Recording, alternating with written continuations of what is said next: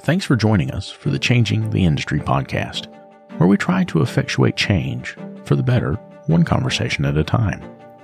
Part of that change is providing help for those that need it. This is why we've partnered with the Institute for Automotive Business Excellence. Whether it's help with sales, operations, or just getting your numbers in order, these folks are some of the very best in the industry. And for our listeners, they'll sit down with you and go over your strengths, your weaknesses, and the opportunities that are in front of you. They'll create a customized plan for how to move forward, absolutely free. That's right, free. And if your plan includes one-on-one coaching, they can also help you with that. There's no hard sales pitch, no obligation, just honest help from honest people. So if that's something that you think could benefit you, make sure you click on the link in the show notes. And now, on to the show.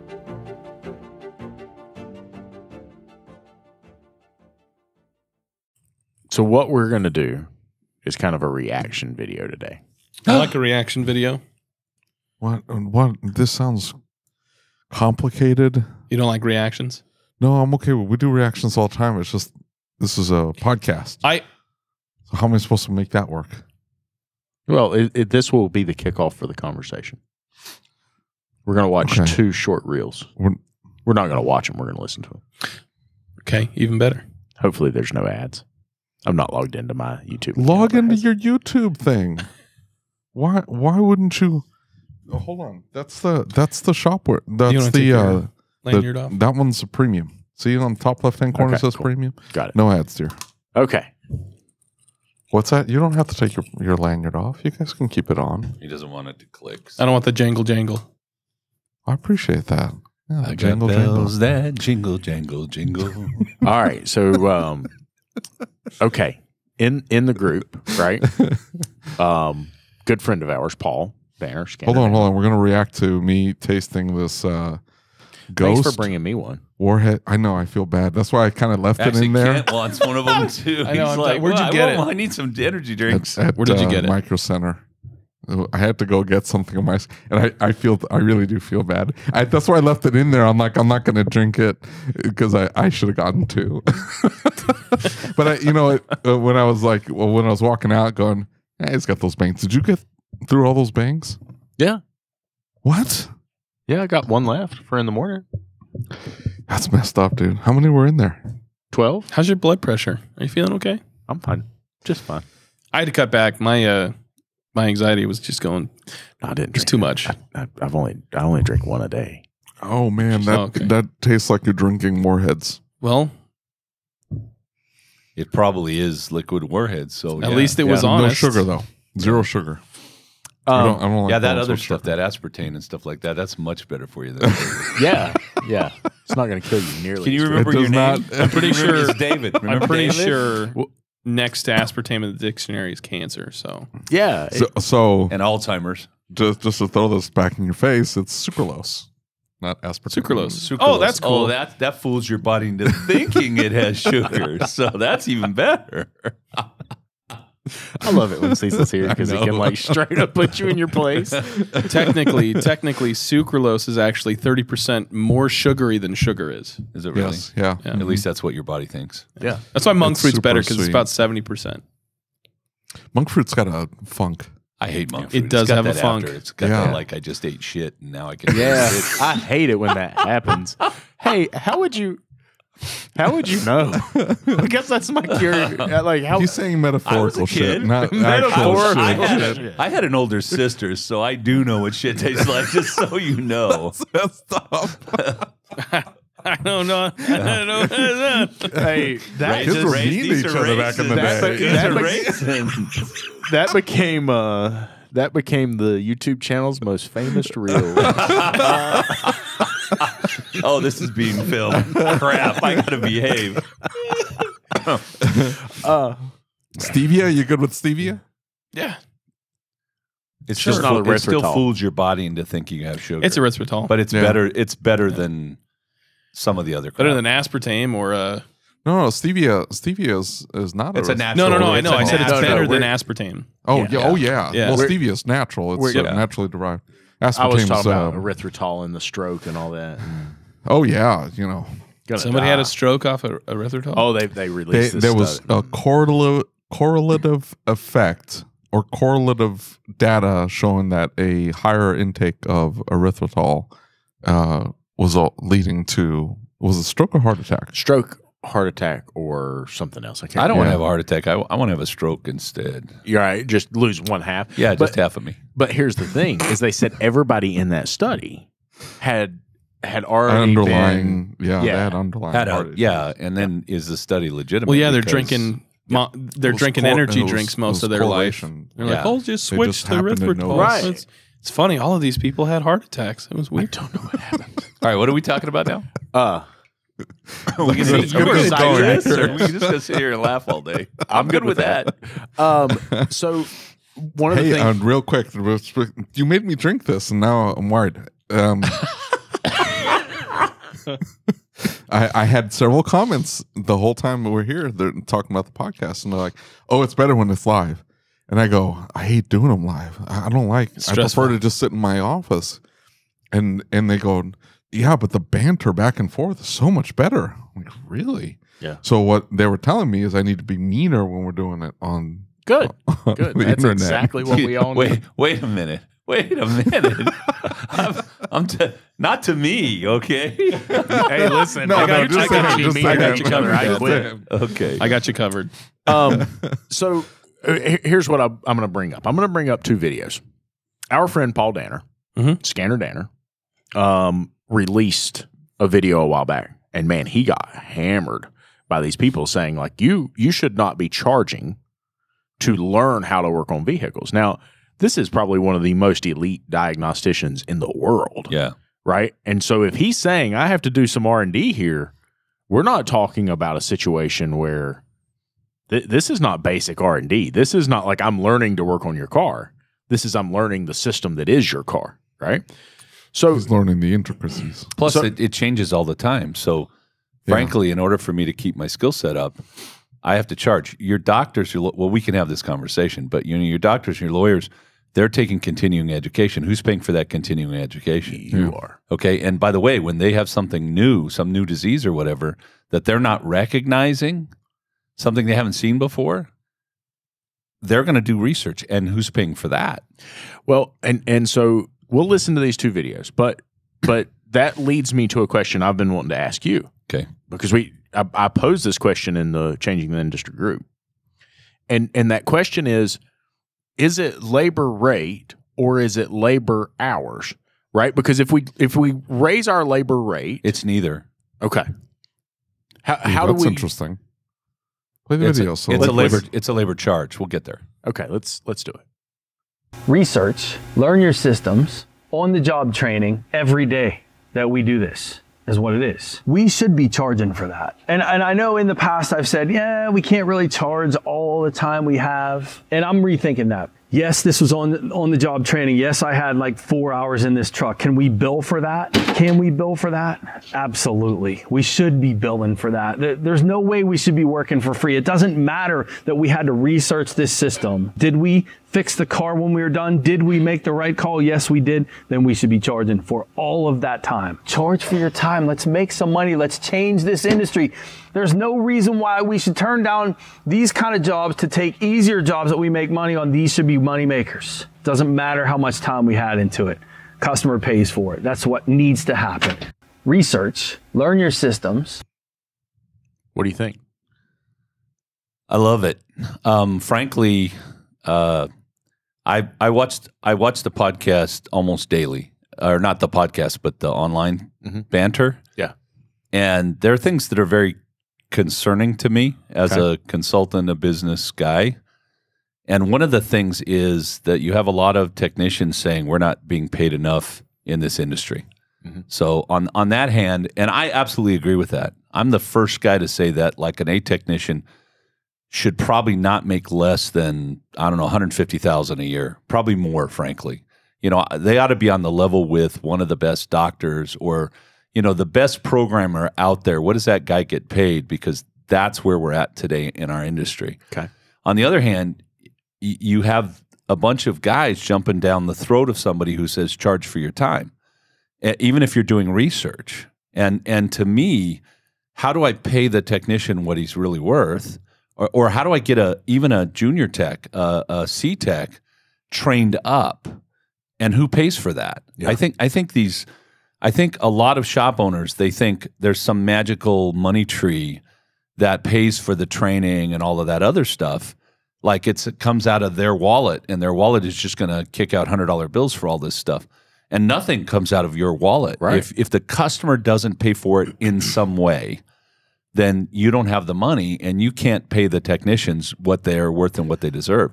And I'm going to go a little deeper here on this. We're in an industry where we cannot attract good people into our industry that can become trained because we can't start them out at a point where they can take care of themselves or where they think they can take care of themselves. And just because when I was a kid, 1,000 years ago, and the minimum wage was $2.55, and the shop was charging $11 an hour when I started. That dates me. Yeah. But that doesn't mean that we should be charging $11 an hour today. We need to be charging a viable rate where we can pay a viable wage even to an introductory guy. And I'll tell you right now, if I go to the doctor and the doctor sees something, I don't know, I get some spot on my skin or whatever, and I'm like worried I'm going to die, and I go to my doctor and he doesn't recognize what it is, and he says, well, I'm going to get back to you, Cecil. He's going to go and research that. Yeah. He's going to go into his vast library online. He's going to have one of his assistants look it up or whatever. And I guarantee you that I'm going to end up paying for that.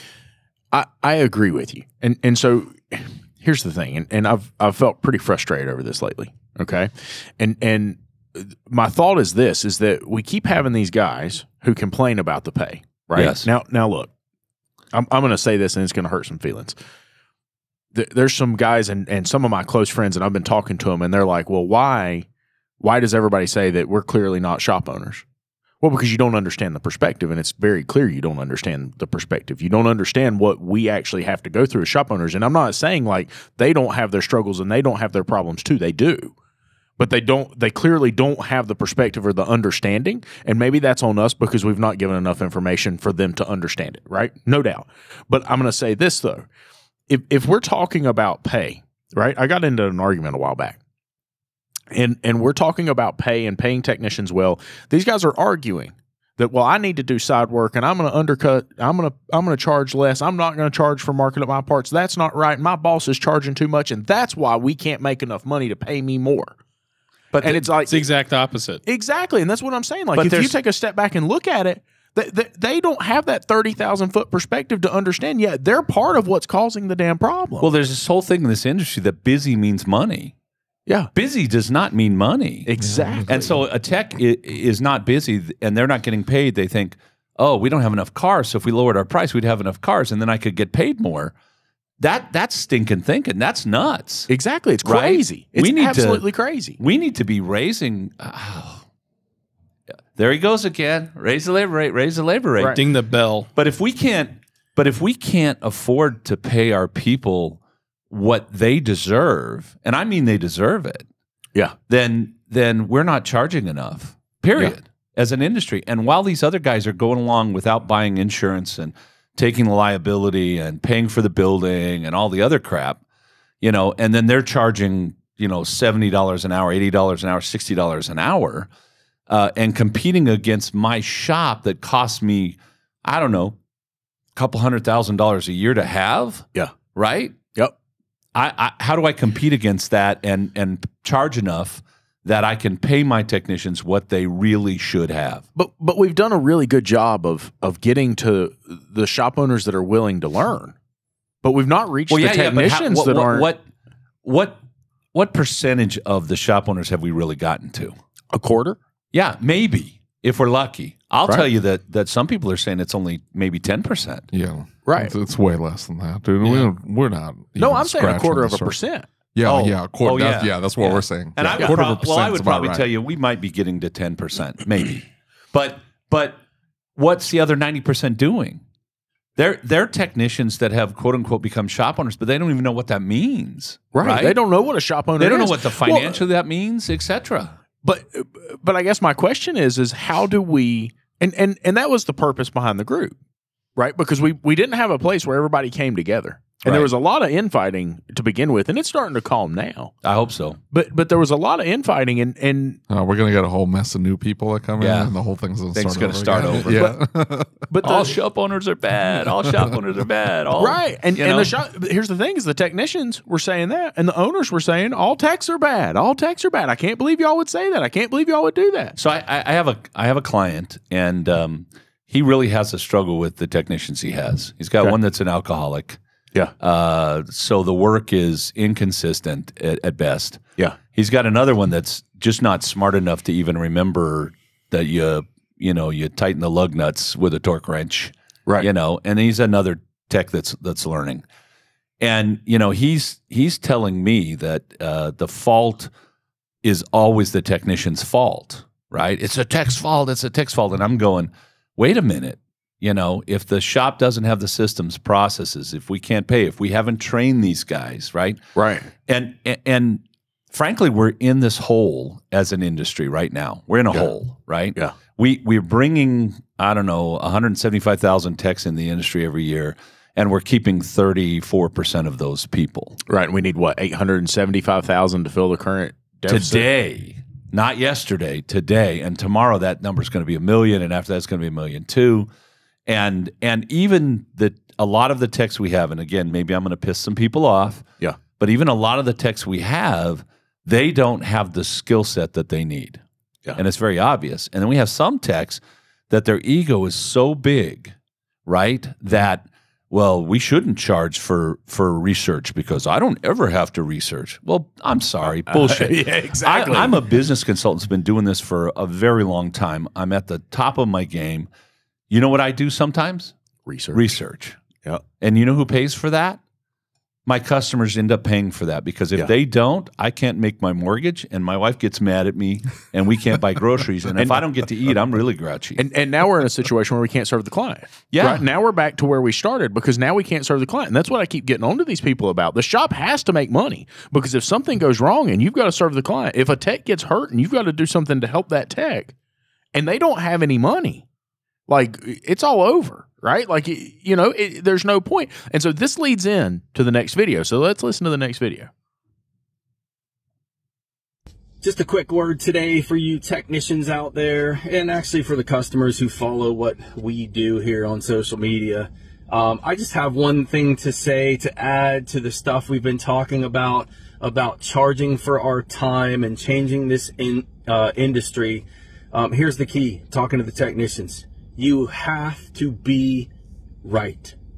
If you're correct in your calls and you are not wasting the customer's money by needlessly throwing parts at that car, if you take the time to finish your diagnostic process to say, this is my problem, you absolutely should be paid for that time. And you customers that are listening, you want to pay this guy because these parts are super expensive, and shotgunning parts at your car is way more expensive than paying for that diagnostic guy.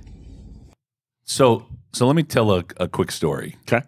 My son-in-law, love him. Mm-hmm. He's a great guy. He's great father to my grandkids, great husband to my wife. But he grew up in a relatively poor family. You mean your daughter? 9 kids. My son-in-law to my daughter. Yeah, I'm there sorry. You go. Anyway, yeah, my son over here is going, wait a minute. But when he thinks I need to find the cheaper route out. Yeah. So he's driving I don't know, this is a few years back, but not that many years back. He's driving a 94 Dodge Intrepid or something like that, right? One of those little Dodge cars. Well, I thought it was a Nissan. It was was a little Dodge. blue Nissan? No, it was a Dodge. Okay. So anyway, it throws the power steering belt.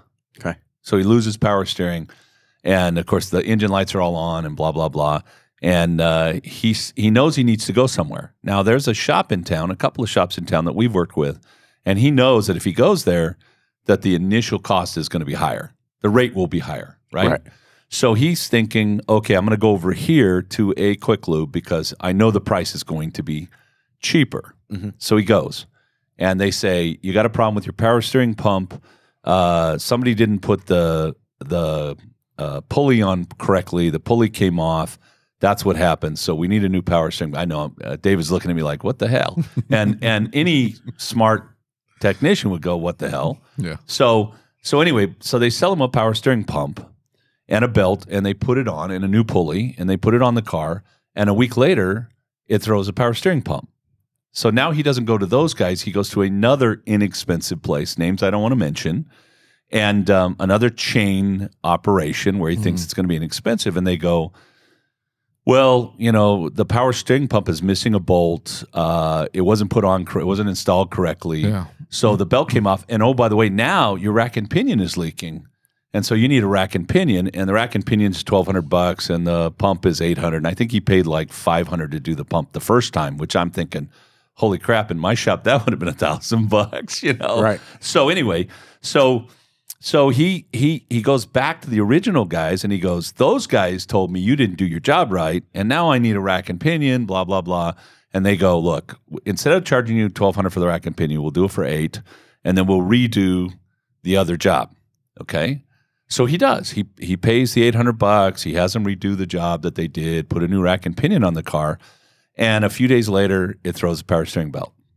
Okay, now, so he doesn't know what to do, and I'm in Chicago or somewhere. I'm on the road, Yeah. and I get a phone call from my daughter. Dad, what do we do?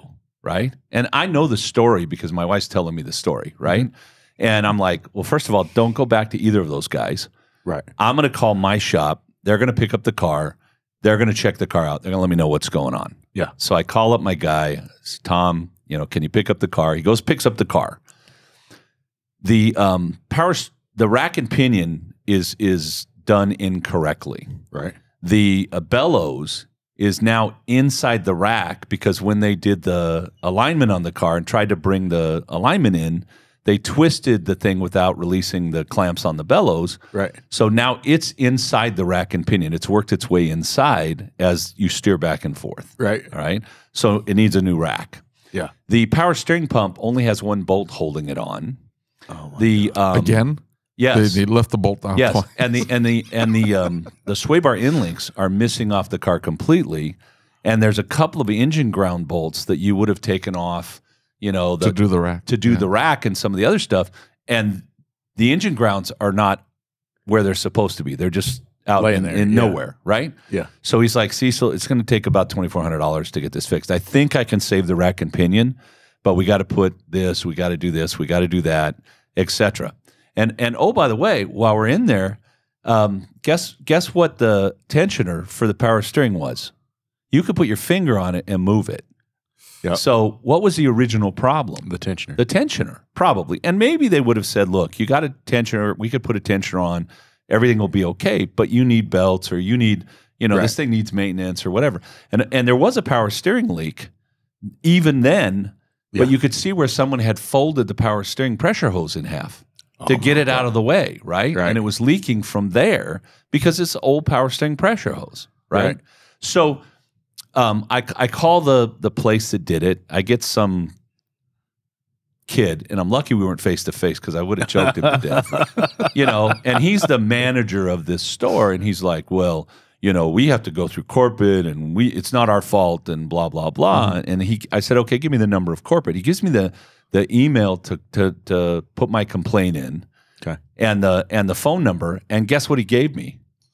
Fake emails, fake phone numbers. Really? Yeah, to corporate. So I have to look it up. I call corporate. I say, look, here's the situation. I have pictures. I wrote out, look, here's what you guys did. Here's what you didn't do. And now I'm thinking, what kind of power steering pump is on this car? What kind of rack is on this car? What kind of garbage did they put on this car? It cost me $2,400 to fix this car. Now they sent us a check back for the $800 and the $500 Right. that they did, but they didn't send us a check for all the damage that they created and all the other Right. stuff. So was cheap, Actually cheap. right? Yep. And so we have problems in this industry. Okay, we don't have enough technicians, and it's obvious to me, if nobody else, that the reason we don't have enough technicians is we think we can start a guy out at $18 an hour, even if he's 18 or 19, and he can support himself and have a life at $18 an hour while we train him, and then we don't train him. Yep. We put him out in a bay, and when he F's it up, we get upset because he should know how to fix the car, except nobody's really showed him how to fix the car. Yep. There's all kinds of data about how people learn and the time it takes. You want to be a master at something, it's 10,000 hours of doing that task. Right.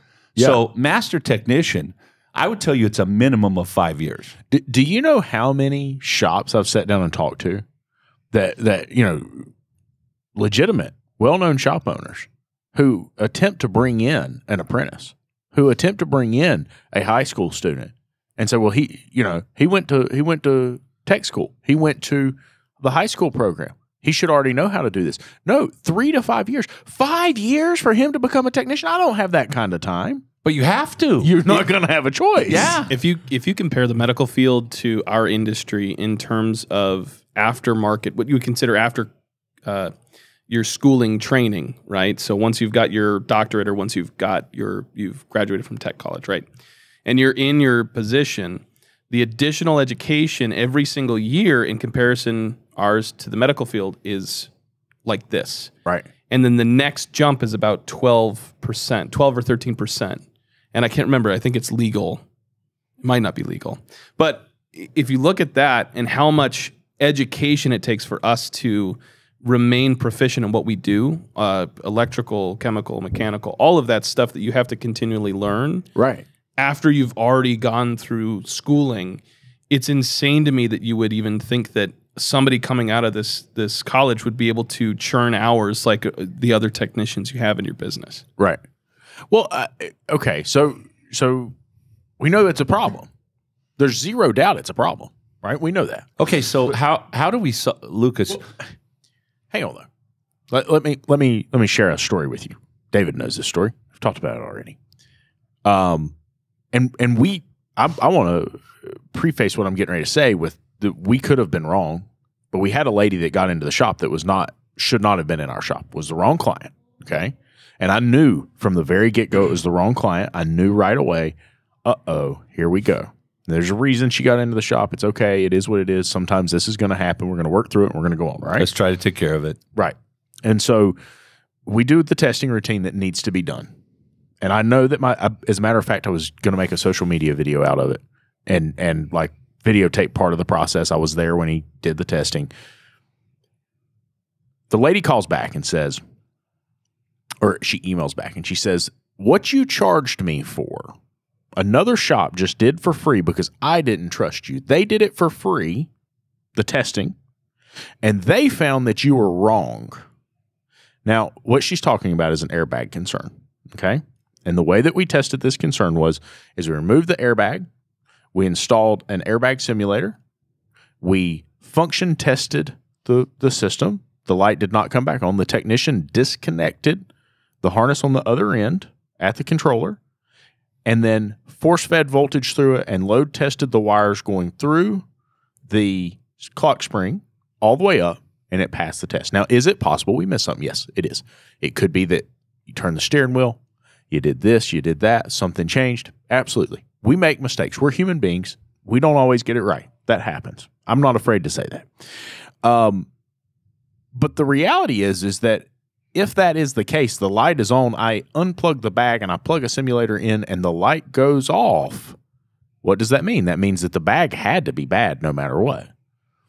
So I asked for documentation and she took it to a shop and the shop charged her $80 to replace her clock spring and they charged her $324 for a clock spring that cost me $294. And she tells me he is clearly a more competent and more capable, honest, right? Shop. And so, you know, I look at that and every day, every single day, we had a Volkswagen in, super nice lady. It was really cold and it had gelled up. And so she brought her car in because it wouldn't start. We pulled it in the shop, let it warm up.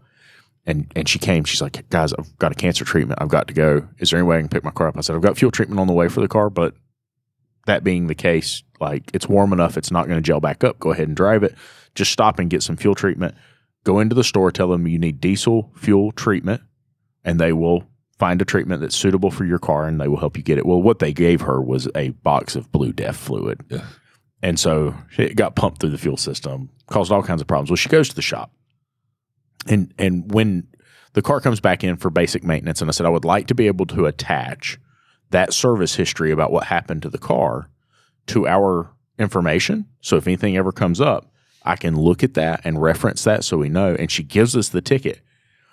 And I noticed every single service on there, they've got their labor rate. Lowest labor rate in town written across the top of the repair order, $80. But every single job on there was about 120% more labor than what we had with our matrix, right? So a job that was 2 hours was 5 hours. Yeah. And their cheapest labor rate in town is all of a sudden $175, $180 an hour.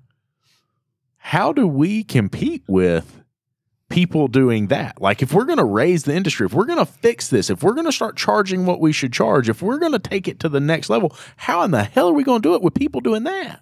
The other shops in town all get together, and they all go over there. They pull the guy out behind the barn and beat him to within an inch of his life. No, he's joking, everybody. It's all a joke. It's seriously a joke. Oh, God. You would certainly like to. When you look at a bell curve, you always have like the top 10%. You got to toss that away. You got the bottom 10%. We're always going to have David.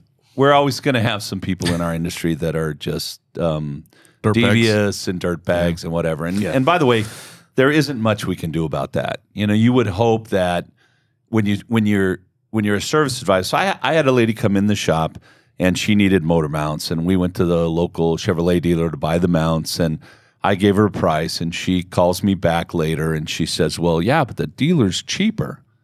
And I said, "Okay, the labor's cheaper." Or not the labor, but the parts are cheaper, right, than the dealership, because I'm marking the parts up a little more than the dealer because I have to make a certain margin on those parts, and I'm given a better warranty and all the reasons that happens. And she says, well, the parts are cheaper at the dealership. And I said, okay, but the whole job at my shop is about $150 less. Right. Because I'm going by my labor plus 20%, and the dealer is going by their labor plus 100%. Right. So their labor is much higher than mine. Yeah. And I talked to that woman till I was blue in the face for at least 30 minutes about it. And she would not let me fix her car because the parts were more expensive from my place than that place, even though the whole job was more at the dealership. And she actually took her car to the dealership and had the motor mounts replaced and paid more money. Right. Right. And so sometimes you can't make sense of it. It doesn't make sense. But I'm going to go back to, we have these problems in our industry, right? We have a problem that we can't find and attract good people because basically we just can't afford to pay them to learn over 2 years, make the mistakes they're going to make, et cetera. We can't pay attention to them 24/7, all that. And we think that a guy goes to a tech school and he should know how to fix a car. I can tell you, every guy I ever got out of a tech school, he didn't even know how to do a front brake job, right? Because he never had his hands on it. There are two things that you absolutely need for expertise. One is education, knowledge. You have to have the knowledge. Yeah. And the second is experience. And you can only get the experience one way. And that's by putting your hands on the car and working on the car. I mean, there's a good technician has a touch and a feel for things. Yeah. I mean, I hate to say it, but I put a billion lug nuts on cars. Never once did I use a torque wrench in my entire life. I knew my torque gun. I knew what it was to tighten that correctly. I've been doing it all my life. That's how I was taught, right? And it wasn't until way later in my career that they came out with torque sticks and all of that, and then we started using those. I just knew my tools because I had used them so often, right?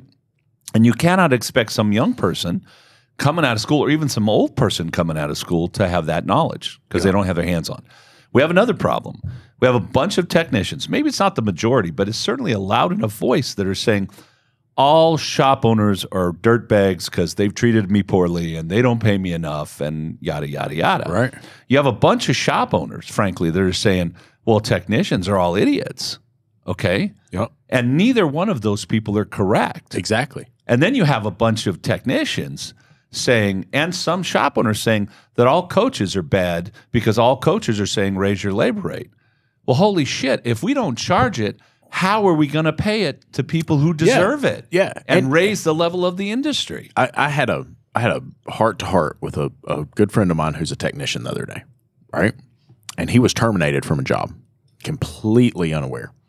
And we've talked a lot about the dangers of an echo chamber, right? Yeah, because yeah. if we get into a That's why groups make sense. Exactly. You're not in an echo chamber. well, and if we let it roll, right, we get between 2 or 3 people, and we're going back. That was super unfair. I can't believe you got treated that way. That was, oh, he's this, he's that, and all of a sudden that voice gets louder and louder until it convinces us that it was somebody else's fault. Now, I am a firm believer. Everything that goes wrong in my life is my fault. No, it's not in my life. No, it's everybody else, dude.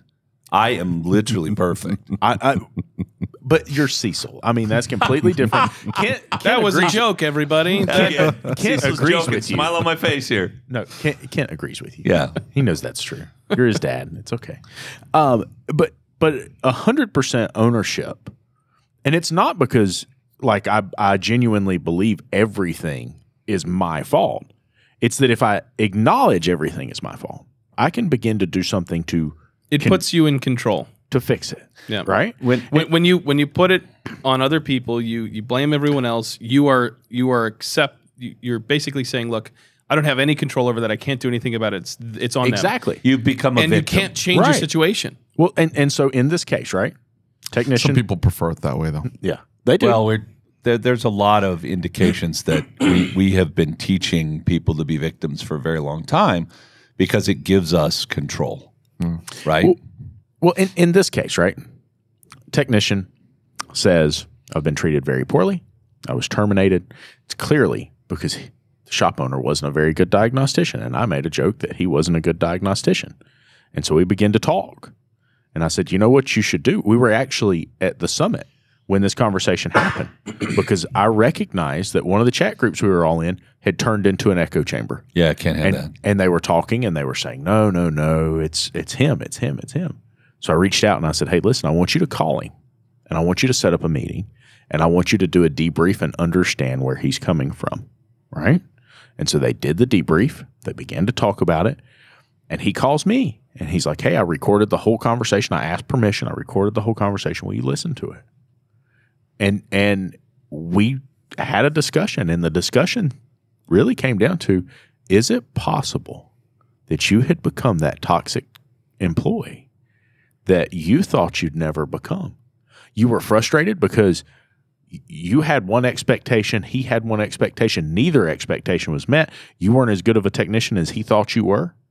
And he had an expectation of that. You had an expectation that he was going to reward you this certain way. He didn't reward you that certain way because his expectation wasn't met. And now, because we're not communicating, you've become bitter. You've become mad. You've started speaking poorly about him. And guess what happens? Now we get into this circle where toxicity begins to grow. And what have we done? You've become cancerous. You've become an employee that had to go. Right?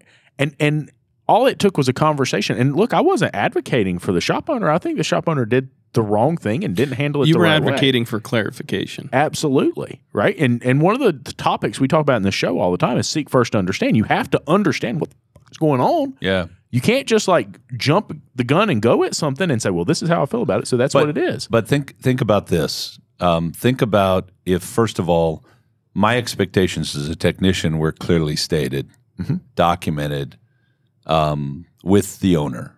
Yeah. Okay. And by the way, if I came into a place as a technician, I would want to know that my expectations were clearly understood by the owner. Yeah. So that I could be more assured that I would get what I need out of this. All right. And I don't think that's like, well, I demand this and I demand this. But look, if I come here and I do this, here's what I expect and here's how I expect to be treated and blah, blah, blah. Yeah. Now, imagine that the owner clarified his expectations with the technician. Yeah. Nice job description, maybe a contract that kind of stated, when you do this, I'm going to do this. Here's what we expect. Show up at work on time. Here's what that means, et cetera, et cetera. We have this idea that, well, they've worked for other people. They should know how we do it here. Right. Right. And the fact is They work for a lot of other crappy people who didn't know how to manage, who didn't know how to create good expectations. Most of the problems in our industry and frankly in our lives are communication problems. Yeah. Okay? Yep. We're sitting back with an expectation. Lucas, I have an expectation of you. I expect that when you and I go out and have dinner, you're going to get a nice steak and you're going to drink some whiskey of some kind or some bourbon of some kind. You know me and well. so if we go out and you don't get bourbon, I'm starting to think, oh my God, I wonder if he's realized he has an alcohol problem, or I wonder what's going on. Is he got a medical issue? Blah blah blah. All of a sudden, I'm carrying this thing out. Is he related to Dutch? Well, Dutch does that. Yeah, but so in my mind, I'm creating this whole thing about you didn't have a drink, right? And what is that? And so now I walk away from you. I don't even ask you. I don't say, hey, I notice you're not drinking tonight. What's up? I don't say anything. We don't communicate, but I've already decided what the problem is. And then I go to Dave and I say, hey, Lucas has got a problem. He's got a medical issue. He's, blah, blah, blah, blah, blah. And pretty soon everybody thinks you're dying because you didn't have a drink because I didn't communicate with you. Yep. And that's a funky example, frankly. Yeah. But this kind of thing happens in the business every day. Yep. When the guy starts to become cancerous, why don't I bring him in my office and say, hey, I noticed you did this and this and this. What's going on? How can I help you? Am I not meeting my expectations with you? Right? And I always tell people there's only one person I can control. Right? I cannot what David does, I don't control. Yeah. I might have some influence. I mean, I certainly know I can get him riled up if I want to, right? Right. But I don't control what David says or does because that's David. Yeah. But the way I treat David, the way that I communicate with David, might make the difference in the way that David acts with me. Absolutely. Okay? And so, we have this thought in our head that I'm going to hire this guy. He's an A technician, and he knows how to do this, and this, and he should know. Mm-hmm. And I'll go back to, we have a bunch of egomaniacs in our business that think every technician should be as good as them, right? Yeah. Well, wait a minute. You've been in the business 25 years. How many mistakes have you made? Yeah. Right? When you were in the business 2 years, don't tell me that you didn't break a bolt on something because you used the wrong tool. Don't say that never happened because I know it happened. It happened to me many times. I have made more mistakes than anybody else I know. That's how we learn. Yeah. And so if we have these egomaniacs that think everybody should be as good as me, well, that's the only way we can charge the customer because it's not fair to charge the customer because somebody has to research or learn. No, I'm sorry. You're absolutely wrong. You'll go broke. And here's the other thing that's caused. If you think about this, the other thing that it's caused, and we talked with the guy that works for Cass just a little bit ago, right? And talked about his experience and what he'd gone through and so much. And look, when we talk about we have this big ego, right? Remember the Tim Kite video I sent you? He talks about the difference between a strong ego and a big ego. Mm-hmm. And so when we have this big ego and we're afraid to be wrong, I remember when I first started going to trade shows and I started going to training, I thought I was the only person who didn't have comebacks, right? And there's a lot of shops who go into this situation. They think they are so great. They think they are so wonderful, right? And what you find is that when they really begin to understand and really take care of the client, they realize they're not nearly as great as they thought they were. They realized that they were in a situation where they were talking about themselves, but they didn't have a true picture of what their organization was, what their business did, and they were having comebacks. They just weren't coming back. Yeah. They were going to another shop, right? Because they weren't being treated well, whatever it was. And so what did they do? They went and they talked about that shop to someone else. But, well, this came to me from such and such. And look, I've never had a comeback. Boys, if you're working on cars and you ain't had a comeback, you ain't working on enough cars. Yeah, or you're not working hard enough. Exactly. Right? So if you're not making mistakes every once in a while, then you're not doing anything. Exactly. Or you're hiding it. But right? the problem is it's starting this thing where shops are talking about other shops and they're speaking poorly about other shops. They're speaking poorly about technicians. Same with technicians.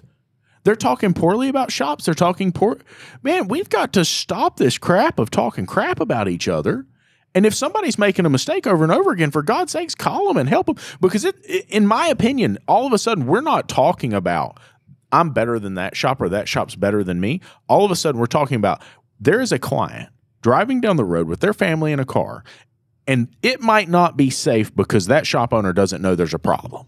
Well, and I think the other aspect of that is we're actually, instead of changing the industry positively, we're changing the industry negatively because we're just talking crap about everybody else because, our poop don't stink. Well, I got news for you. I make mistakes. I really hate the generalities.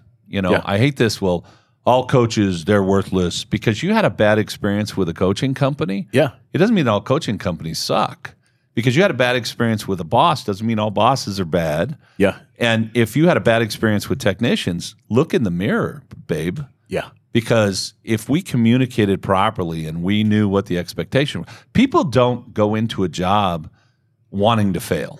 Yeah. Nobody walks in the door in the morning and says, I want to fail today. Exactly. They fail because we don't define what the win is and we don't define what failure is. And then when they do fail, we don't help them and pick them up and say, here's how you win. Let me help you understand how to do that. And if we don't get together as an industry, we're going to fracture ourselves and the private equity companies are going to come in. They're going to buy up a bunch of shops for pennies on the dollar, and they're going to take over our industry, and then the consumer is going to get crap service at an unbelievably expensive price. Yeah. We know that. We've seen that in other industries. The insurance companies are going to control the prices, et cetera. And all the while, we're sitting here pointing fingers at each other saying, technicians are just crap, or owners are just crap, or consultants are just crap. We have to stop the backbiting and the bickering. I agree. And we have to come together. Now, 10% of the guys, they're never going to play nice. They're never going to play fair. And what we do with those guys is we just ignore them. Yeah. We just don't support them. We just walk away. But the other 90%, we need to get our stuff in a pile, and we need to start working towards a better industry. We need to define what that looks like, what we think it looks like, and we need to move forward together. So what's the first step then? Stop eating each other alive. And by the way, online in the online stuff, when somebody says, my owner's a turd, don't say, well, all owners are turds. Yeah. Okay. I'm really sorry that your owner's a turd. Have you ever thought that maybe you should talk to him about whatever problem that you have with him? Absolutely. Right? And by the way, if he really is a turd, what you should do is quit and go find somebody that's not a turd. Yeah. You know what I'm saying? And look, one of the biggest things that I will say is that if every shop you've worked in, the owner's a turd, there's a problem. Well, yeah, because it's like when you're interviewing somebody, Look for you're the like, common denominator here. Yeah. You're like, well, tell me why you left the last shop, or tell me why you're thinking about, well, the owner's an ass, and the owner this, and the owner did that, and he promised me all this stuff, and he never delivered, and et cetera, et cetera. And then you're like, okay, I understand that. I've certainly heard that. Well, tell me up the owner before that. Why'd you leave the business for? That owner was really an asshole. And you like the last 5 guys that worked for were an asshole. I'm like, I'm not hiring this guy because I'm pretty sure I got asshole all over me. Right? You know what I'm saying? I ain't perfect, baby. But if we said, look, I'm looking in the mirror and I have created some of this. Some of this is my problem. Yeah. And I'm going to change my behavior. Yeah. Right?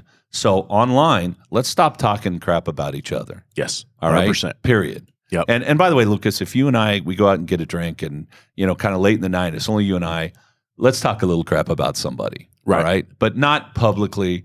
Not David. I won't talk crap about David. I actually like David. I like the back and forth with him. So he's looking at him. I got to be honest with you.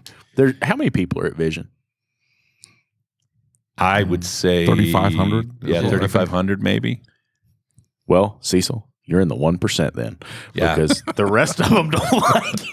Don't like David. I'm just playing. I'm not serious. I like somebody that stands up for what they believe in. Amen. And is willing to go to the mat for what they believe. Whether it's right or wrong. Whether it's right or wrong is a whole other story. But that's so the start is stop backbiting. Yeah. Okay? Yeah. Number 2, just because another shop is more expensive than you in town doesn't mean that they're ripping somebody off. Yeah. Stop.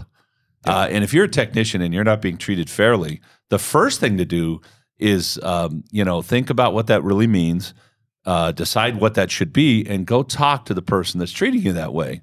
Yeah. And because that's the only person that can affect. Yeah. Right. When I had in my business, not before this one, because we don't do backbiting in this business at all. It's like almost a core value. But in my my shop, like if one of the technicians started talking bad through the grapevine, I'd pull them in my office. I say, I understand you have a problem with so-and-so. And they say, oh yeah, that service advisor, he doesn't like me, blah, blah, blah. And I'd say, hang on a minute. I bring the service advisor in the room. I say, okay, let's work this out. And 99% of the time, it was bullcrap. Yeah. It was just he did something I didn't like. It pissed me off, and now everything he does is wrong, right? Yeah. And so we need to get together as an industry, and it's more than 1% that has to get together. Otherwise, we can't affect real change. I think back to a situation that I've been through, and think back about a technician who was making a lot of mistakes, right? Thousands and thousands of dollars, and there was a discussion of, well, I've not got enough hours. And I'm like, hey, listen, the reason you don't have enough hours is because we can't trust you. We're doing our very best to like work through this and give you some time to figure things out, but I'm not putting you on full line. I'm not doing it, right? And I was talking to a friend about that, and he said, you told him that? Damn straight. I said, yeah, of course I did. And he said, I've got a bunch of situations like that in my shop, and I feel so bad because they're not getting the hours they need, but I don't feel like I can tell them that because I don't want to offend them. And I'm like, dude, if you don't tell them, you're going to offend them, right? Like if you're not helping them get better. A good manager's job is to help everyone else succeed. Yes. Okay? And so if you have someone that's working for you that is not succeeding, it really is your duty morally and it's your job. Business-wise, it's your job to identify what the problem is, what the shortcoming is, and then help them overcome that shortcoming. Yeah. Now, there's a difference between I've got a guy that I keep teaching him and he can't learn and he's not smart enough or whatever. Yeah. And frankly, that's a guy that you need to say, okay, bye, or you put him on what you know he can do, right? Yeah. And that's it. But we have so much of this, well, I think my boss is an ass because he doesn't pay me enough. Well, and the boss is like, that guy doesn't put out enough hours. I mean, how do I pay him more money? He doesn't put out enough hours. And then, but they're not talking about the real problem and solving the real situation, which is he just doesn't really even know how to read an ohm meter, or he doesn't know how to really test a short in a system. No one's ever showed him, right? They all said, oh, it's easy. You just do this, this, and this. But he didn't get it, right? Right. We have to stop assuming that everyone knows what we know and everyone is as good as we are, because that's not true. Let's go back to the apprentice thing. I have an issue. I have an issue paying someone to then teach them. They go to a tech school. What's a tech school cost? $23,000 or something. It's for fairly 2 years. substantial. Yeah. Yeah. I'm not getting paid $23,000 for you to show up at my shop and me teach you how to do something. I got news for you, buddy. Get over it. I mean, I'm serious. Get over it. I understand. Yeah, I understand that we need to move forward in a different direction. And maybe we need to say, but I have a problem with that. Yeah, but also maybe as an industry, we need to go to the tech schools and say, you're not getting the job done. I think my perspective on tech schools changed when we had Eric. Wasn't that Eric? Yep. He goes, I don't think you understand what we're doing out here. What we're doing out here is teaching them how to not kill themselves. Yes. Or giving hurt them somebody a else. basic understanding. This is how you wreck a car. Yeah. And do it safely. And this is how you shake it before it goes all the way to the top. And this is how to not kill yourself or hurt yourself at the job. That's it. Then they leave, paying the $23,000. They show up here and I'm like, okay, do some brakes. And they're like, I haven't done any brakes. What'd they teach you? I know what brakes are. Yeah. But I know how they're supposed to work. I've seen a wheel with brakes behind it and a caliper. Exactly. But I don't know how to take that all apart and do it safely. And also, I remember, I just got to say this. I did brakes for years, and then all of a sudden, like Corvette came out with a ratcheting caliper. The piston would ratchet, and if you tried to force it back, blow apart. You'd tear it up. Guess what I did? The first Corvette that showed up. Yeah, I destroyed it because I'm so used to just like, oh, you put the pry bar in there and you pry it back a little, and it builds, pushes the pressure back, and okay, we're great. And I tried to do that, and so I used more force and more force and more force until snap, and I was a veteran technician at that time. Sure. So can I expect someone else to not make that same mistake that I made? Yeah. I agree with you. $23,000, you would think the guy would at least know how to do brakes and really change oil and maybe be able to not cross-thread the... In my mind, it's like, well, how about we make the cost $50,000, you pay $25,000 to the tech school, and you come pay me $25,000, and I'll teach you whatever I need to teach you to make sure after 4 years you leave proficiently. So, okay, take your $25,000 in a different way. All right? So now I'm gonna ask you, what's your labor rate? About $140. About $140. Okay. So I'm gonna hire some young person, guy or gal, doesn't matter. Okay. And they're gonna come in fresh out of a tech school. They're gonna be 20 years old, 21 years old. They will have some knowledge of the system, maybe some really good knowledge about the electrical system, etc., but they will not have been able to do the job. Now, I got a master technician. I'm $140 an hour, which means I can pay that master technician about $60 loaded and keep my margin where it needs to be. So I'm probably paying my master tech $45, maybe $48, and then I got the rest that pays the FICA and the FUTA and all that stuff. I'm going to hire this person, and I'm going to pay them $25 or $30. Okay, and that's what I'm going to do today, because if you try to pay somebody $18, even if you're in deepest, darkest Arkansas, I don't think you can get away with that and have anybody that you could really train. Okay, and then I'm going to take my master technician, and I'm going to pay my master technician $4 an hour for whatever this guy produces for mentoring that person. So now I'm into it less than $40 an hour. I'm still making extra money because I'm paying my master tech $48. Right? And I've got that $8 difference. And so over the next 2 years, I'm making my $25,000 back. Okay? As this guy grows. And as he grows, I'm going to give him more and more money until I can pay him just like I pay my master, or until I can take my master away from him. And when I take my master tech away from him, where he doesn't have to look over his shoulder anymore, now I'm going to take that $4 that I was going to pay the master tech, and I'm going to give it back to the guy. Or maybe I'm going to give him $2, and I'm going to keep $2 and get my $25,000 out of it, right? So we have to think about this differently, because if we think, oh, they're not paying me, so therefore I can't train them. A lot of dealerships do it that way. A lot of dealerships do it. Sort of the framework that you laid out. Yeah. A lot of dealerships do it that way, and they have one guy watch maybe 1 or 2 guys, and they kind of split the revenue. I'm looking at more of the mindset of the person coming out of tech school, walking into the shop. They need to understand that, hey, you still have 3 more years of education that you need to do. So let's have that conversation in the interview, right? I may be having that conversation, but I guarantee you goes to 5 other shops, they're not talking about it. No, so they've got an I look like a weirdo. Plug and play. I look like a weirdo because I'm like, hey, listen, we need to talk about the next 3 years. This is going to be a roadmap. Do you want to be a master technician? Do you really want to have a skill set that is the best skill set in the industry?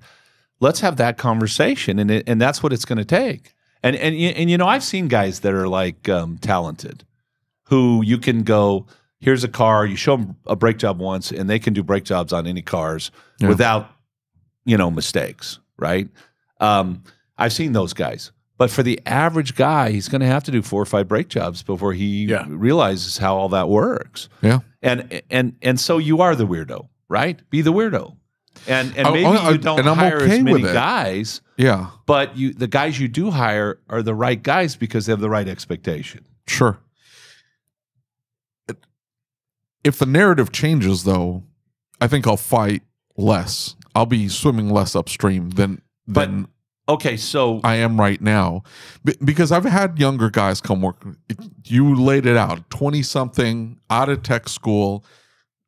I've already had that conversation with Eric, so I know that this guy, the only thing he knows is how to not kill himself. Yeah. Now he's tinkering on cars on the weekends and at home, and a little bit here, a little bit there, probably working on things that he shouldn't be touching. But whatever, right? He wants to do that. That's fine. Yeah. So the conversation then becomes, hey, the education, that degree that you got is absolutely not enough. I don't want to say it's worthless, but he paid money, whatever. Yeah. So I need you to start working on online education. I need you to log into these classes. Here's the CTI login. I need you to start knocking out. And I map out his classes. Yep. And I go, school has not stopped for you. It hasn't stopped. It won't forever. Sure. But it's the hands-on stuff is going to come as you learn theory of operation and understand the processes, understand how they work. I'm going to then put you into a role where you can do some brakes. So we started with some oil changes, some tires. He broke my tire machine up every which way you can possibly break a tire machine. Whatever, right? You sort of take those licks. Yeah. But his desire, in his mind, I'm telling you, in his mind, I'm done with school. I'm good. Well, so obviously whoever in school is not giving them the right mindset. Absolutely. Because, so let's put the 5 top business guys in automotive in a room. And I don't mean like shop owners. I mean like coaches, consultants, guys that have got a lot of experience that really understand this. Let's put 5 of those guys in the same room. Am I in that room? Sure, David, absolutely. you think I'm in that room? Okay. I learn stuff all the time. Yeah. One of the tenets for my company is that we have to stay relevant. Yeah. Right? So I have to keep learning. And so maybe the expectation at the trade school needs to be, look, you've started your education, but this is a lifelong education. And by the way, that's exciting, at least to me, that I'm not going to learn whatever in 10 years and then there's nothing else for me to learn. Sure. Right? And so I don't know, maybe we, instead of beating the crap out of each other on the Facebook group, we should be saying, okay, let's recognize we have these problems. And we have some owners that are real assholes. Yes. Right? Absolutely. And we have some owners that want to be really good guys or really good women or whatever, but they just don't know how to do it. Absolutely. They don't know how to pay. They want to pay. They don't know how to pay. Okay, great. They can't see the path forward. We've They can't see where they're identified a going. problem. All right. Now let's talk about what the solution would be. Because if we don't get to the solutions, if all we do is bitch, then everything we do is wasted. Yeah. It's completely wasted. And I am tired of wasting my time. Yeah. Because the older I get, the more the end, looks like it's coming in sight and there's only so much time I have left. I can't waste it. Yeah. Right. So, I rarely participate on anything on the online forum, although I watch it all the time, because I'm afraid if I say, okay, here's what I think you ought to do, I'm going to have 53 people come on there and try to argue with me or tell me I don't know what I'm talking about. Well, that comes with the territory. But, I think reading through that, we use it to just yank on YouTube. But, for you guys, it's an opportunity to see, like, this is what's on the ground. Yeah. Now that it's perception, it may not be reality, but in their mind, it's reality. And here's the thing is that if everybody is saying it, right? Now, it can be that this echo chamber is set up, right? We've let social media become the echo chamber. Well, no, there's some reality to this. Oh, there is. Oh, yeah, sure. We know that techs aren't getting paid enough. Yes, we know absolutely. that. We know the shop owners aren't getting paid enough. We know that customers, in many cases, are not getting the kind of service or the kind of job that they should have for what they pay. Yes. All right. We know that all that exists. So now we have to say, okay, if that exists, what actions can I take that would help to alleviate some of that? It would require more resources. Yeah. And planning. If you plan to train the new guys that are coming in, if you plan for that 3-year journeyman training to happen, and you've got a plan, that means that you can charge for the resources that would help you execute that plan, right? I need to charge, I need this much money in order to pay them a living wage, because right now inflation is rampant and kids coming out of school can't even pay. Like, I could make $18 at McDonald's and it's less work, less training, less involvement. And I might be able to own a McDonald's one day. Well, maybe. Well, maybe. I think most people walk into McDonald's, they don't have that kind of expectation. I'm not sure why they would go do that at all. I watched. I was at a presentation a while back. You know who Jason Rainey is? Yes. And so Jason's doing a presentation on the apprenticeship program, and I know how Jason feels about the apprenticeship program. We've talked about it. Very passionate about it. And I watched him have to dampen it back. I watched him have to be careful how he presented it, to shop owners because he was watching the room and he was seeing how they were responding to it. I watched him have to change how he was explaining it.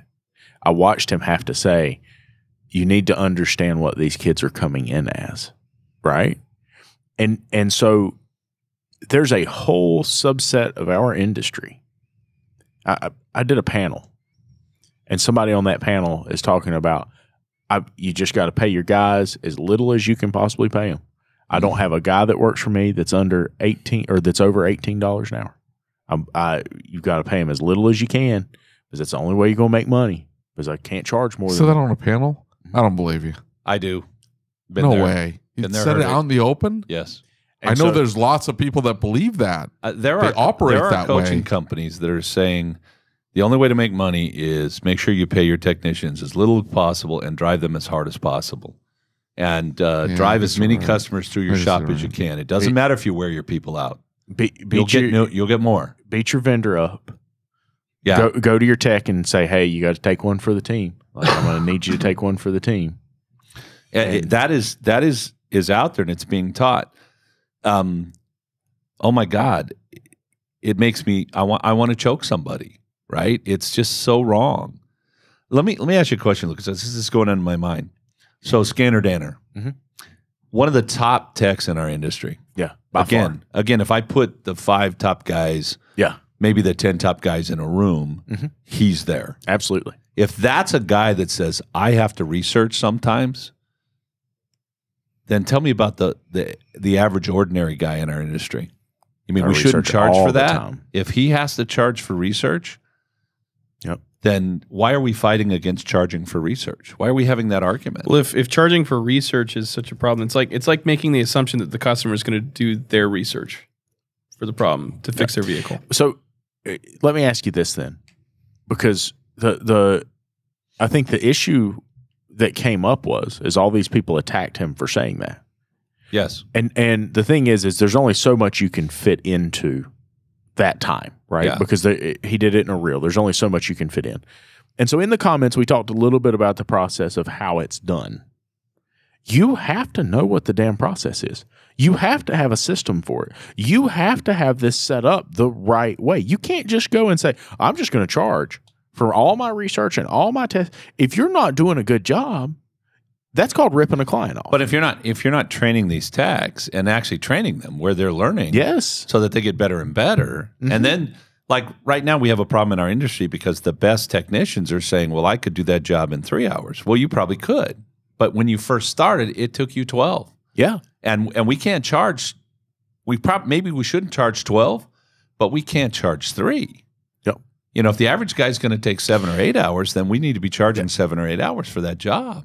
It's the same thing as the whole diesel thing. At some point, we need to move away from the hour thing. That's what I was going to say. And just go to, this is the cost of the repair. Yeah, well, before you said, is it hours or is it dollars? What's the thing? And I said, neither one. It's not, this is my hourly rate, and it's not, this is how many hours I charge. It is, in order to do this job correctly, this is what the job costs, and then that's it. In a sentence. So let's think about what's happening with warranty times and manufacturers right now. You've seen it. They're dropping of course they are. They're losing their butts because they're not selling new cars, and they got to make money, so they're going to try to cheat it out of whoever else they can get it from. But this has been going on for years. They've been dropping it little by little every chance they get. Yes. Okay. And so I wonder if we've not got into a vicious cycle with this. Because, for instance, there was I think it was a Ford vehicle that you had to pull the doors off to get bolts out, to get the dash out, or maybe it was blend doors or something. I can't remember what it was. But it was like a 16-hour job. And technicians started finding a way around that job. And they're like, hey, I got to make hours on this. Now, they were originally getting paid X number of hours for it, and they figured out a way around, and they shortened it. So what happens? They lower the warranty time. Right. The manufacturer figures out these guys have found a way around this. We need to lower the time because we're paying for stuff we're not getting, right? And so now all of a sudden, old boys are out here changing parts. The time goes down. They're like, well, that's not fair. I got to find a way to do it faster. And each time, I'm not going to say that the quality dropped, but the quality changed. right? If you're drilling holes to get to the bolts in the frame or in the then yes, the quality dropped. Absolutely. Okay. But you know what I'm saying, though? Yeah. There is a shift in quality. The mindset, and that's something I've said for a while now, is maybe we need to rethink this whole thing, because hours makes us focus on getting the work out the door. I need to go fast. It's not about fixing the car. It's not about the client. But there has to be balance. You can't say, okay, hours don't matter. No, I agree with Right? you. I'm not saying that hours don't matter. Okay. I guess at the end of the day, what I'm saying, though, is that maybe we should be charging based on the time that we're spending within reason, right? We're not just going off of a book time. We're not just setting a book time and going at that. We're saying, hey, this is how long it takes to do this job. So as a tech, when I was a tech, it was all flat rate. Oh, and it was actually flat rate was a percentage of labor. And so in order to really make a living, I had to beat flat rate. So I got good at shortcuts. Yeah. Okay. I made tools. I melted down, heated up, rearranged, changed, so I could get freeze plugs done in an hour that the book time was 6.5. Yeah. Okay. But I worked hard to get there. I created templates for door panels, so I knew exactly where to drill to pull the bolts, and I didn't have to read the book every time or I had it all down so I could do this 1.5-hour job in 30 minutes. Yeah. And that's how I got paid. As owners in this business, if we pay for what the time the tech takes on the car, we now have a problem with our customers, because one time they come in and I give it to David, who's a really sharp tech, and he does it in 2 hours, and I charge you, I don't know, $250 in labor or whatever. And another time I give it to Ken, and he's my worst tech, and he takes 7. Now I'm charging you, $800, $900 to do the same job. Yeah. That's an issue. And as an owner, when my tech is efficient, does the job well, and I can charge what would be a normal price for this job, but he does do it faster, she does it faster, I'm now making money, which is one of the few ways in my company today I can put some money in the bank, right? Yep. And so there has to be some kind of a balance between all of this. And if you're a shop that's only charging what your tech time takes, then I don't know that I want to bring my car to you if the only guy you got at your shop today is your crappiest tech. Yeah. Right? I agree. Nor do I want you to dispatch my car to that guy. Yeah. And having worked with techs my entire life, I don't care how many techs you have in your shop. You might have a couple of superstars, but you also have a couple of guys that aren't as fast as those guys. You're never going to have all superstars. You can't, right? And as a customer, I mean, I guess I'd like to bring my car only to you when your fastest tech, your best tech is there. That's it. So But I'm every gonna come tech in thinks and they're the best tech. Well, no, I don't think that's true. I think there's a lot of them that think they're the best tech, but I don't think it's every tech. But also, if I'm a customer and I walk in the car and I say, okay, in your shop, and I say, I don't want that Kent guy to work on my car. He's too young. I want that David guy. He looks like he's seasoned. Well, first of all, I might be full of crap. I mean, David might suck, and Kent might be your best tech. But what's the owner going to tell me, right? Well, Kent's my best tech. He's the guy that's going to work on my car. He's my best tech. And as a consultant, a trainer, I'm going to tell you, whoever's working on your car today is my best tech. Yeah. Because they have to be today. That's their job. Yeah. Right? So I'm just saying, stop eating each other's lunch all the time. Have you seen some of the training courses some of these coaching companies have put out? Obviously not you guys, but we're reading through some of the materials and some of the verbiage. I try not to look at any of that other stuff. Let me tell you, because this pisses me off. No, this won't piss you off. You'll be super happy about this. So some of the verbiage is, if you own a Lexus and you come in, part of your pitch is to tell them that you guys are experts at Lexus. I've got a guy who's fantastic. He's an expert at this, that.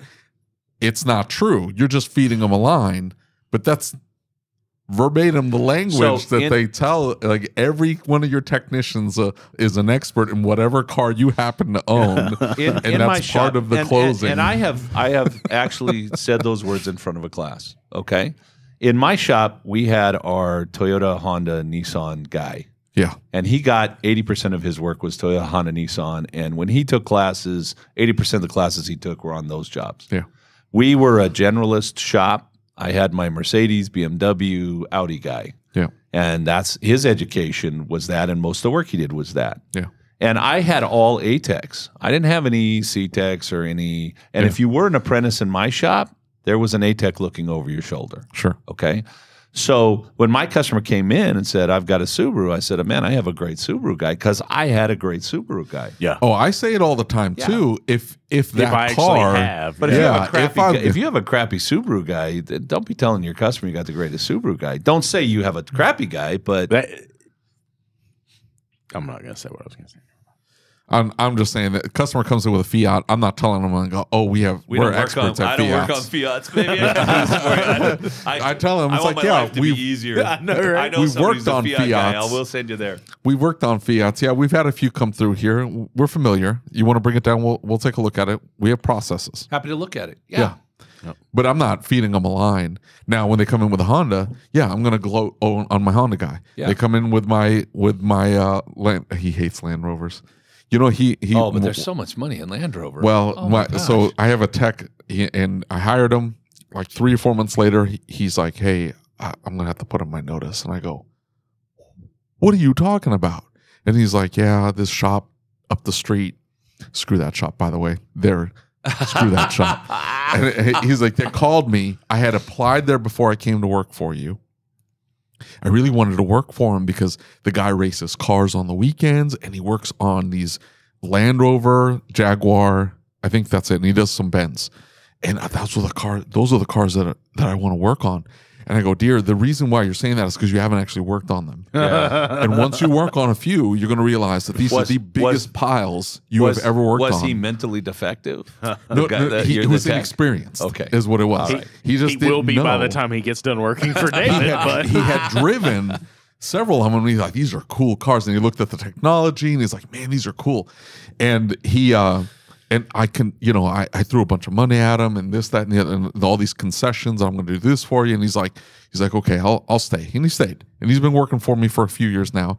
And oh man, when I pull up in a Land Rover, and I'm like, "There you go, buddy." He's like, "I hate you. I hate these cars. I'm so glad I didn't leave here and go work for that guy. I would have hated my life."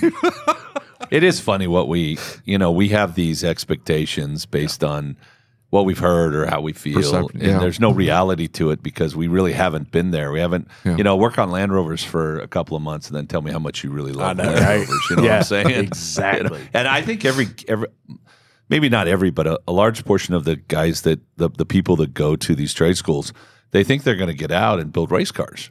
Right? That's what they want to do. Or they think they're going to, you have these shows on TV where they're building these hot rods or these whatever. And you're like, that's what I'm going to do with my life. It's all trucks. Wait a minute. That's like saying. They go to commercial, they come back, the panel's in, they're like, "Oh, yeah, that's how it's going to be." It's like, no. And I think, I wanted to play basketball when I was young. And my whole goal in life until I was like 21 was to play professional basketball.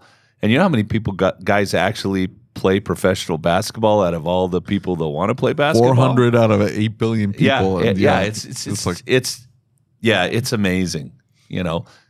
Unfortunately, we're not creating the right expectations in the schools, probably, and we can't do anything about that. Or maybe we can if we get together as an industry. But as long as we're as fractured as we are, it's almost impossible. And as long as we're continually backbiting, there's very little possible for us, right?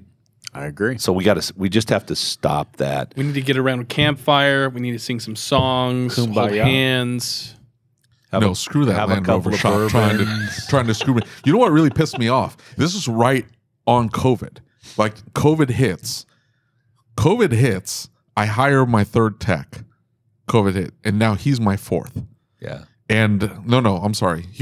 I hired a 2nd tech, and this guy was my 3rd. That guy had made this guy an offer. And then when COVID hit, he rescinded it. And he goes, "Man, I don't know how this is going to go down." I didn't, because I'm an idiot. And I go, screw it. I don't want to lose out on this talent. If it costs me a little money, that's okay. I'll make it through. I'm going to be really tight, and I'm freaked out that I'm not going to be able to afford it. But you know what? I'm not going to lose out on this person.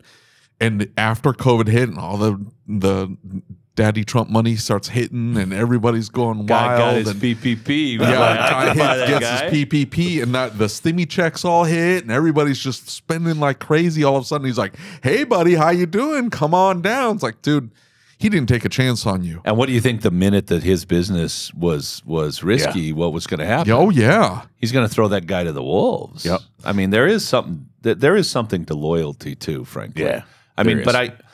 but we need to communicate better instead of blaming other people.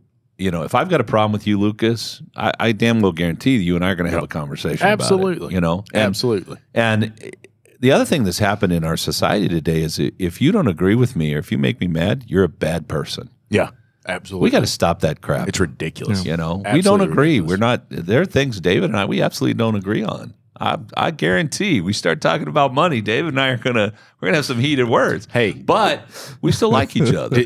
Did you know? I just want you to hear this, okay? Did you know that he only needs 25 hours per tech per week from his shop? That's all he needs. Only 25 hours. Shop is completely profitable. He's good to go, and he doesn't have to go in at all. He doesn't even talk to him. He doesn't have anything to do with the shop. And he's fluffing that story up. Numbers might be I don't know slightly. how many times over the last couple of days I've heard, stop fluffing the story up. 25.68. Okay. I talk to my techs on a daily basis, and we have meetings and the whole nine. It's fine.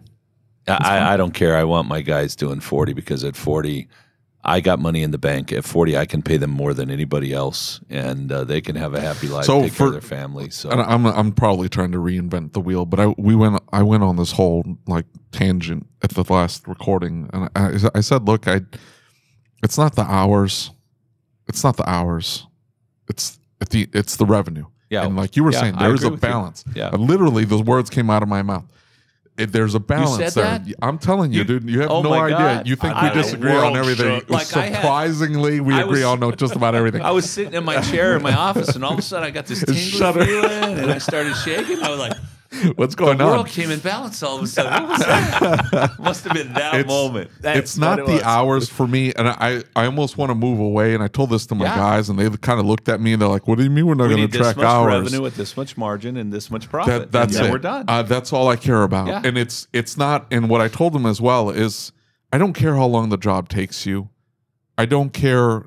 The revenue we need to hit is this number. I break it down to a break even number for them. Yeah. And I said we need to hit this number. And that means that maybe you do a little bit more, you do a little bit less, and we all share jobs, and my guys are all salary. So Yeah. we just kind of hand each other jobs, and this guy does the inspection, this guy does the diag, this guy does the R&R. It's whatever. But I said, at the end of the day, we need to hit this revenue.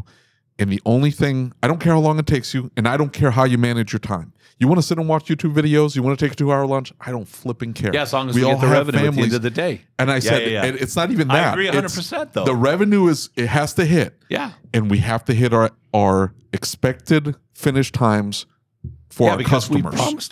Yes. we promised our So customers. if the customer gets told Tuesday, and we have a cutoff time at 4:30, the car's not done if it's not done at 4:30. I don't care that you finish it at 5:45. It's 4:30. Well, I got a customer in my office at 5:45 waiting for their card. Please do Yeah. not come to me and tell me you need something else. Yes. It ain't gonna be fixed. So it's 4:30 is the cutoff Yeah. time. That's when the car's done. And I said, all that matters is that you finish that car by 2:30 or by 4:30 on a Tuesday, because that's what we told the customer and that's what you told us. I said, past that, I don't care that you need to take off early. I don't care. You guys are all adults. So- you guys are all grown ass men. Handle your business. And then because I think grown-ass men. I told them though. that. I told I them don't that. really And is. The I don't know that environment that that's I the have case. created in my shop, he's Now- right. now he's on the numbers. He's fluffing the story, okay? Oh, no, They're no, all no. grown ass men, okay? I know better. I know these boys, okay? He wants No, to I told treat him them that. all like grown ass men I because told they're them all supposed that you to guys be. are all grown ass Okay, men. yeah. And here's the thing, I don't want them. I told them, I said, you cannot. We run our shop salaried with a profit bonus, and loosey goosey on one time you get to work, loosey goosey on when you take a lunch, loosey goosey on when you leave. We just kind of hang out. And I said, that's how we run our shop, because that's how I am. and I'm not going to get to work on time. That's not be a thing. So I'm not going to expect you guys to get to work on time. I just don't. I'm just the way I am. But if the customers are coming in at 8 o'clock, someone has to be there at 8 o'clock. No, we have an 8:30 Okay. start time. All right. Yeah. We have a this is the line in the Yeah, sand the because line. customers are going to show up. The line. But sometimes they get there at 8:20. But if you want to come in and at something 6:30 and start a job and do it, I don't care. Yeah, You want to and- leave at 3:30? That's fine too. I don't care as long as the work gets done. And I don't care. You guys manage your time. The problem became, though, is that they had an employee, and I told them, you guys, some shops run like a factory. This is the amount of production we need, and we need to fit as much work done in this amount of time as possible. We're going to load up the cars. We're going to walk you like borrowed mules, and then out the door, lots of money. Shop owner has boats. Not there's anything wrong with boats. It's whatever. I said, we don't run our shop here. You guys don't have to be here on time. You guys can leave early. You guys can take 2-hour lunches. You guys can watch YouTube. You guys can play around on your phones. I don't care. You guys want to take a 2-hour poop break? Go take a 2-hour poop break. But here's the caveat. You can't have it both ways. Yeah. The employee mindset is when I take my day off, don't call me about the car. When I take my day off, that's not my problem. Somebody else has to make up for that work. Yeah, because I'm out. I punched in, I punched out, and when I punched out, I'm done. And the fact that car didn't get finished isn't my problem. You call the customer. No. You wanted to leave early, which is fine, but this is your baby. The job has to be Handle done. your baby. Right. Make sure that baby has a babysitter. Did you find a babysitter for your baby? No, I didn't. So we have a problem now. Yeah, because You the can't have customer it got both ways. left out in the lurch. Customer's You can't getting have that. screwed over, right? And you're expecting me to pick up your slack, which if we have the conversation, I'm happy to have that conversation with the customer and we can talk about it and we can work something out, but get something worked out. Don't leave so-and-so hanging because, that's their job, not mine. No, that's not where we do things here. You decided you were going to watch YouTube videos for 30 minutes and now the car's not done on time. You didn't manage your time properly. Now there's a conversation that should have happened earlier in the day, and you didn't do that. Yeah. Now we have a problem. So I got to say something. I just got to say something because my heart is like fluttering. It's missing beats right now because David and I have agreed on 3 things. Oh my God. This weekend. My God. The last couple of days. This is the 3rd thing. Let me. So my guys, we had 9.6 hours a day or 48 hours a week as kind of that's the goal. That's the target. Yeah. And by the way, not 80. Not 80 if you can, but 48 hours a week. Sure. Sorry, I got all of a sudden I'm choking up. Maybe it's because David I agrees know, with me. right? I thought I saw a little tear over there a minute ago. So I told my guys, I said, if you want to take off on Friday, if you got your 48 hours on Thursday afternoon and you want to take off, and we don't have a customer who's expecting something, Yeah.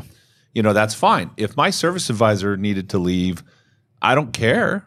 You can leave. But make sure the other service advisor knows what you got going so the customers aren't left in the lurch. We ran our shop the same in a way, right? Yeah. Yours is you're saying we got to have this revenue. I said these hours because it equals that revenue. Yeah. Okay. Yeah. Mm-hmm. Yeah. So one day I'm working for a guy named Larry Moore. If you know Larry, if you're on the West Coast, you probably know Larry. He's been in the business forever. Just a really great guy, but a very much D personality like me. Mm-hmm. Very aggressive communicator, etc. He comes through the shop and he's slamming doors and everything. And he comes in my office and he starts yelling. I mean, he is worked up. And I'm like, okay, first of all, Larry, take it down a couple notches because I'm not going to let you yell at me and I don't want you waking up in the hospital. Okay, so just stop, right? And he calms down a little bit and I go, okay, what's got you worked up?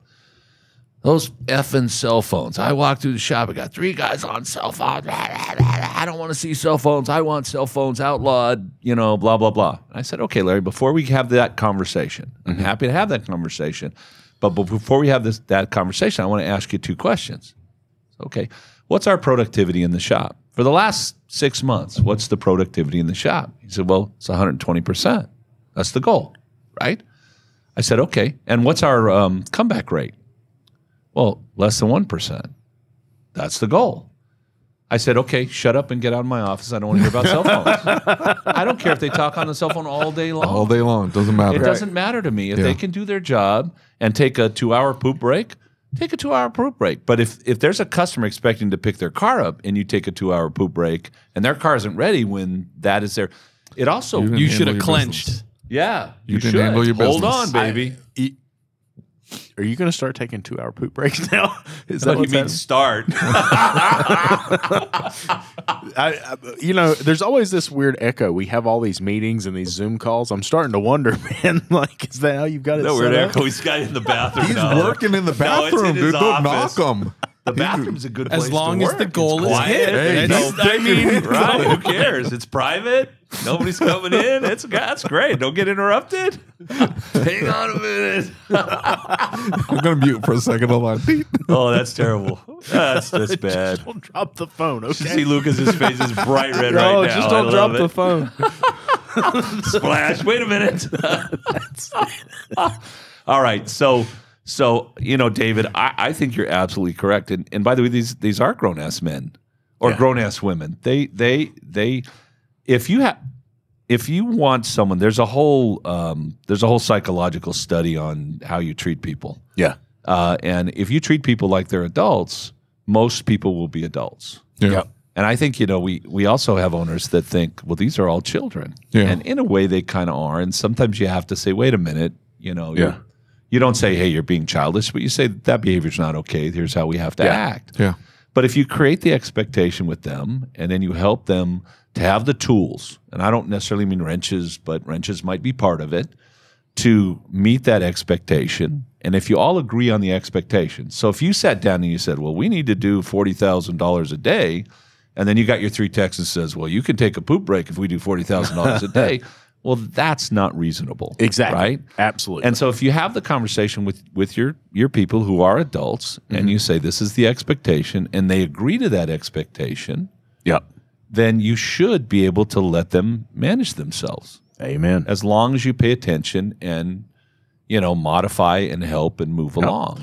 It as long as you verify. Yeah. Trust. But Yeah, verify. trust but verify. Plan for the worst, hope for the best. That's exactly and right. And also, I think there's one more thing.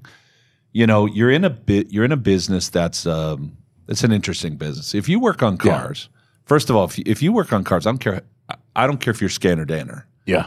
You're going to have a car that's going to eat your lunch. Absolutely. Okay. Yes. And you got to look at that in a different way. You got to say, okay, this month this is mine. Yeah. Right. Yep. And you got to take it when it comes. Yes. You're going to have mistakes. You're going to have bad days. You're going to have things, days where your phone doesn't ring. And if you get paranoid and you start, beating up everybody else around you because of that, Yeah. you can't do it. You send the wrong message and then people don't want to work for you. You okay over there? My cleaning lady's in my office. She set the alarm off, and everybody's going bananas. Hate it when that happens. I do too. My cleaning lady, every time she goes in my office, she sets the alarm off. Yeah. Every Well, she's time. got her own. Mine does too. Yeah. Own code, but Yeah. doesn't. Can't figure it out. Man, oh man. Okay. Thank you. Lunchtime, boys. Yes, sir. Yep. Thank you for listening to the Changing the Industry podcast. If you enjoyed the show, do us a favor and leave us a review on your favorite podcast player. And don't forget to set it to automatically download the latest episode. Our efforts with this podcast, the YouTube channel, and the Facebook group wouldn't be possible without the support of our awesome sponsors. So please take a moment, check them out by clicking on the links in the show notes.